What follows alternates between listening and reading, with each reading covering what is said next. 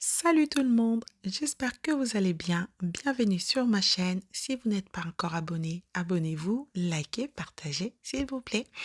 On se retrouve aujourd'hui pour des galettes de légumes. On y go pour la recette. Donc, pour ça, j'avais besoin de 2 courgettes. Prenez des courgettes des tailles moyennes parce que, elles contiennent pas beaucoup de graines et puis, en plus de ça, elles ne contient pas beaucoup d'eau, donc vous n'aurez pas beaucoup besoin d'essorer. Donc on va prendre, 2 courgettes, on va râper. Une fois râpées, on viendra mettre dans un saladier. Ensuite, pour la suite de la recette, je vais aller rajouter 2 carottes. 2 petites carottes, on va dire.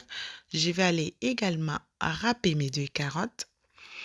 Si vous trouvez que votre courgette dégorge beaucoup d'eau, le mieux à faire, c'est essayer d'essorer un petit peu, pas trop pour que les galettes ne soient pas trop sèches.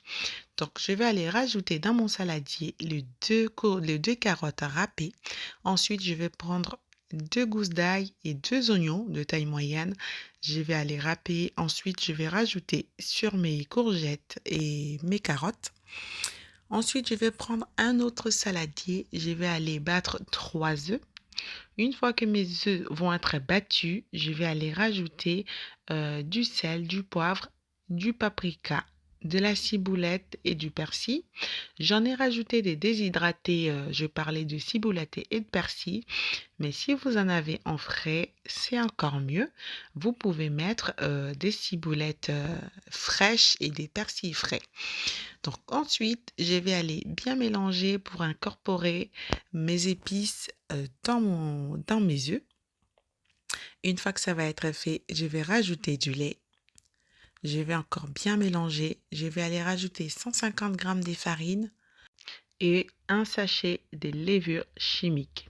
Donc je vais rajouter les 2 ingrédients et puis je vais aller à l'aide de mon fouet bien mélanger. Une fois que c'est bien mélangé, je vais aller récupérer, faut veiller vraiment à ce qu'il n'y ait pas de grumeaux. Ensuite, je vais aller récupérer mes légumes, je vais dire les courgettes, les carottes, les oignons et les gousses d'ail que j'avais mis de côté. Je vais à l'aide d'une cuillère en bois, c'est mieux parce que si vous utilisez le fouet, ça a tendance à rentrer dans le fouet. D'où la raison d'utiliser la cuillère en bois. Je vais prendre ma cuillère en bois, bien mélanger. Une fois que c'est bien mélangé, je vais aller rajouter une cuillère à soupe de fécule de maïs. Une fois que c'est rajouté, je vais bien mélanger, surtout en évitant d'avoir de grumeaux.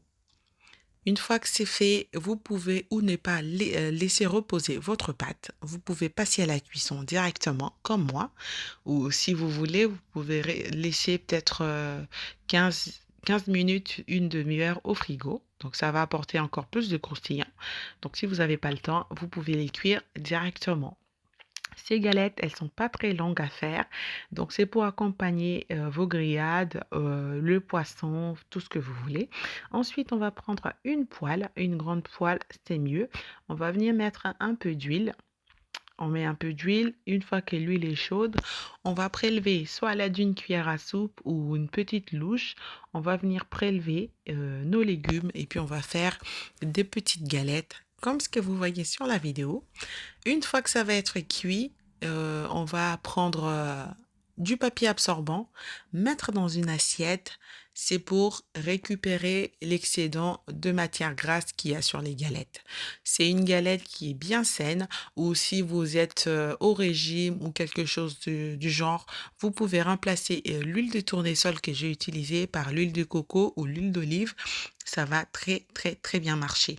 Donc voilà, on va faire tous les tours des galettes. Ensuite, j'ai préparé une petite sauce au yaourt à côté pour accompagner. C'est jus de yaourt nature dans lequel j'ai mis du jus de citron, un peu de ciboulette, un peu de persil et un petit peu d'huile d'olive. J'ai bien mélangé pour accompagner mes légumes. Voilà, chers amis. Merci à vous d'avoir regardé cette recette jusqu'au bout. J'espère qu'elle vous plaira et surtout, n'oubliez pas de vous abonner, de liker, de partager la recette s'il vous plaît. Et nous, on se retrouve très prochainement pour la nouvelle recette. Bye bye!